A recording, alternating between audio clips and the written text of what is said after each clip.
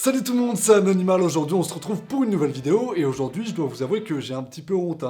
C'est la première fois de ma vie que j'ai testé et que j'ai eu en main un téléphone de la marque Oppo. Et ce qui est honteux là-dedans, c'est que d'accord, c'est implanté en France depuis 2 ans à peu près, depuis 2018, mais à la base, à l'international, c'est des monstres. C'est une marque qui est hyper innovante, ils sont là depuis 2004. C'est eux par exemple qui ont mis pour la première fois en place les caméras rotatives sur les smartphones. Donc c'est pas non plus une petite marque qui vient juste d'arriver et qui sait pas trop ce qu'elle fait. Là en vrai, on est quand même sur une marque pas mal. J'ai été donc contacté très récemment par Oppo pour qu'on puisse collaborer et que je puisse justement tester des trucs de chez eux. Et ça va être le cas aujourd'hui puisque j'ai reçu le Oppo Find X2 qui est leur dernier smartphone en date et qui est un smartphone qui est vraiment ultra haut de gamme. Et rien qu'au niveau de la boîte, on peut remarquer qu'on n'est pas chez n'importe qui là. Elle est incroyable. Dans la boîte, vous allez donc pouvoir trouver ceci, cette petite boîte dans laquelle vous allez trouver toute la documentation, et un petit accessoire qui va vous permettre d'avoir accès au tiroir SIM, c'est la base. Ensuite, vous allez directement avoir accès au smartphone. En dessous, vous avez le bloc de charge qui, comme vous pouvez le remarquer, est énorme, et vous allez comprendre pourquoi après. Là, on va avoir un set d'écouteurs, et en dessous, voilà, donc le câble des écouteurs, et le câble USB Type-C qui va servir à la charge du téléphone.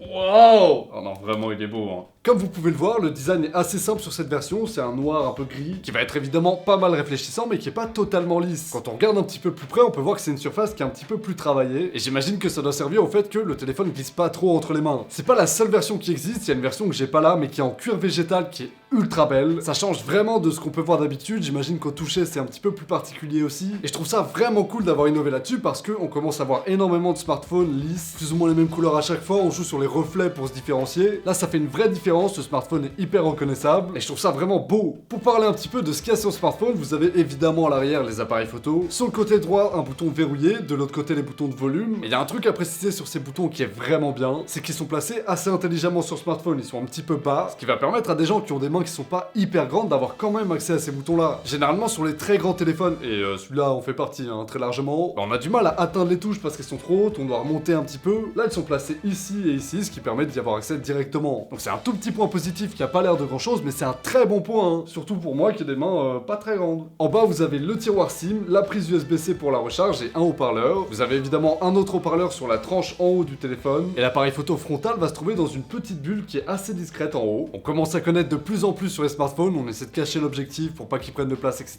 Et c'est pas mal réussi là. Tout ça c'est certifié IP68, donc résistant à l'eau et au sable, donc y a pas besoin de planquer son téléphone quand il pleut. Logiquement vous pouvez même l'immerger dans l'eau, il y aura pas de problème, mais c'est un truc que je vous recommande quand même pas, au cas où. Si on peut éviter, on évite. L'écran sur ce smartphone, bah déjà, on peut pas le louper. Il est extrêmement grand et de très bonne qualité. C'est un écran QHD+, donc 3168 par 1440 pixels. C'est un écran 10 bits, c'est de l'OLED. Ce qui veut dire que pour faire du noir sur l'écran, on va pas allumer un pixel en noir. On va juste éteindre totalement le pixel, ce qui va permettre d'avoir des noirs extrêmement profonds. Et ça, combiné à des très bonnes couleurs, comme c'est le cas ici, ça rend trop bien. Je vous avais dit que l'écran était grand, c'est un écran de 6,7 pouces. Pour ce qui est des modes de déverrouillage, on a comme d'habitude la reconnaissance faciale, mais aussi un capteur d'empreinte digitale sous l'écran qui fonctionne très bien. Je crois que le truc qui rend ce smartphone ultra agréable, c'est la manière dont il est fluide. Pour le coup, Oppo a vraiment tout donné là-dessus, ils ont fait en sorte que tout soit le plus fluide possible. Il y a par exemple dans les paramètres de quoi activer une émulation 60 fps pour tous les contenus. C'est-à-dire qu'une vidéo sur YouTube, sur Netflix ou peu importe sur quoi, qui est en 30 fps d'habitude, on va lui rajouter des images entre les images pour rendre cette vidéo encore plus fluide que ce qu'elle est à la base. C'est des technologies qu'on voit pas mal sur les télés en ce moment, je trouve ça très cool de les ramener sur des téléphones. En plus de ça, l'écran on peut le pousser jusqu'à 120 Hz en Quad HD, c'est-à-dire que le téléphone on va pouvoir le pousser jusqu'à 120 images par seconde, et ça va se remarquer très peu à la caméra forcément, mais faites-moi confiance, moi je le vois, et c'est giga propre. Naviguer sur internet ou dans les menus avec du 120 Hz, ça rend vraiment le truc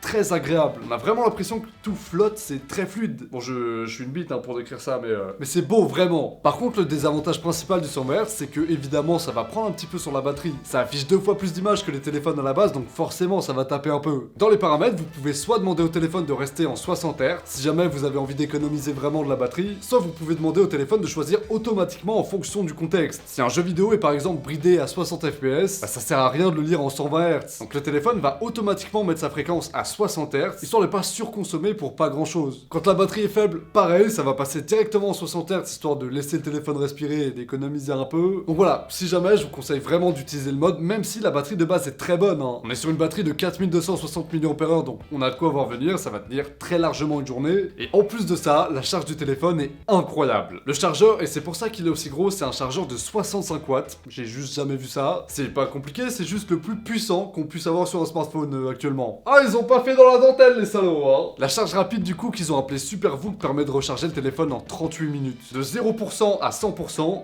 38 minutes. Bah c'est pas mal, hein.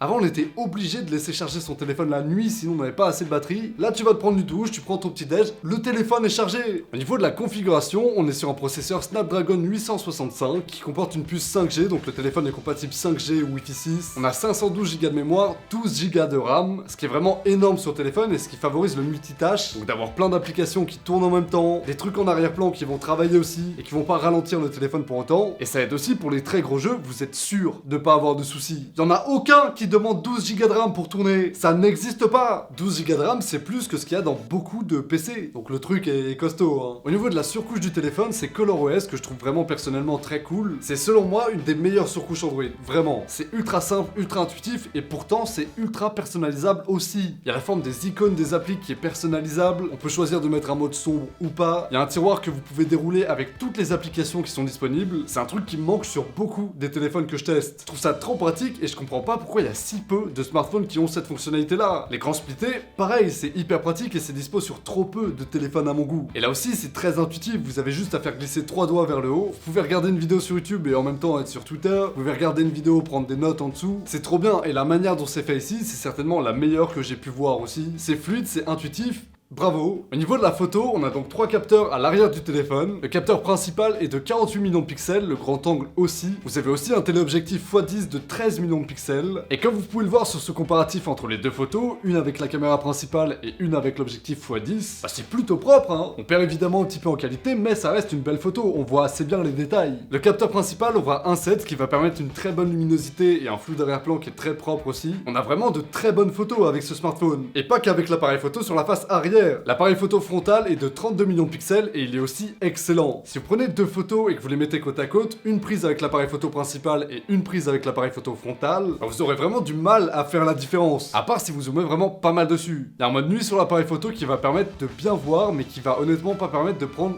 les meilleures photos possibles avec ce téléphone. Les photos rendent vraiment claires, on voit très bien, mais dès qu'on va zoomer un petit peu, on va voir que l'image se salit pas mal. Mais bon, ça en vrai c'est le cas sur tous les modes photo de nuit que vous allez pouvoir trouver sur un smartphone. Pour ceux qui aiment bien reprendre les photos après sur Photoshop et les trucs comme ça, le format RAW est disponible. C'est un format qui va vous permettre de récupérer beaucoup plus d'informations sur l'image que d'habitude. C'est beaucoup moins compressé, etc. Donc ça favorise la retouche des couleurs et la retouche tout court des photos. Donc c'est un très bon point pour ceux qui adorent faire des photos et qui aiment les faire avec leur téléphone. Il y a moyen de faire des trucs plutôt propres. Au niveau de la vidéo, on peut monter jusqu'à de la 4K et on peut aussi monter jusqu'à de la 60 fps, sauf si vous utilisez le grand angle. Là, on sera limité à la 4K 30 fps. Je sais pas exactement pourquoi. La stabilisation sur la vidéo est excellente. C'est aussi une des meilleures que j'ai pu voir sur un téléphone Android. Quand vous faites des mouvements, ça tremble pas pour rien, c'est vraiment fluide et bien fait, ce qui fait que le mode vidéo en général rivalise très largement avec tout. Pareil, c'est un des meilleurs que je connaisse. Autre chose de très agréable aussi, c'est que vous avez 3 micros sur ce smartphone. Et en fonction des objectifs que vous allez utiliser, le micro va changer. Quand vous utilisez l'objectif classique, le micro qui va être utilisé, c'est celui de base. Mais quand vous allez zoomer, le micro va changer. Si vous passez en zoom x10, ça va switcher sur un micro qui est beaucoup plus directionnel et qui va donc être plus adapté pour prendre le son de plus loin. Ça, c'est un truc que j'avais jamais vu sur un téléphone et que je trouve vraiment giga cool. C'est incroyable ce qu'ils font. Comme je vous l'avais dit, à la base, j'avais déjà entendu parler d'Oppo, mais j'avais jamais utilisé Oppo. Et j'ai été vraiment impressionné parce que c'est très bon. Il y a plein de tout petits détails qui font la différence par rapport à d'autres smartphones, mais c'est des trucs que vous allez remarquer vous en utilisant le téléphone. Et l'exemple le plus parlant pour ça, c'est le 120 Hz. Il faut vraiment avoir essayé pour se rendre compte d'à quel point c'est cool. Le seul petit regret que je vais avoir sur ce téléphone, ça va être au niveau du son, que je trouve correct, mais sans plus. Mais dans tous les cas, que ce soit pour écouter de la musique ou des séries, le mieux, ça reste quand même d'avoir un casque ou de très bons écouteurs. C'est un téléphone qui est très haut de gamme, donc évidemment le prix va s'aligner avec ce qui est déjà fait. Il vaut 1200 € à peu près, mais honnêtement, c'est juste le meilleur Android que j'ai jamais eu dans ma poche. Et c'est pas une blague, c'est vraiment le meilleur truc que j'ai testé jusqu'à présent. Et la marque est déjà un petit peu connue, mais je comprends pas qu'elle le soit pas encore plus. Le Find X2, il est excellent, et vraiment je le recommande à tous ceux qui ont les moyens de l'acheter. Je vous laisse évidemment le lien du smartphone en description si vous avez besoin de plus d'infos ou que vous voulez l'acheter. Et puis voilà, moi en tout cas j'espère que cette vidéo vous aura plu. Si c'est le cas, n'oubliez pas de mettre un like et de vous abonner à la chaîne pour que je puisse devenir riche et célèbre. Pensez à mettre la cloche, activer les notifications, tout ça. Et moi je vous retrouve mardi prochain à 18 h pour une nouvelle vidéo. Salut à tous, ciao!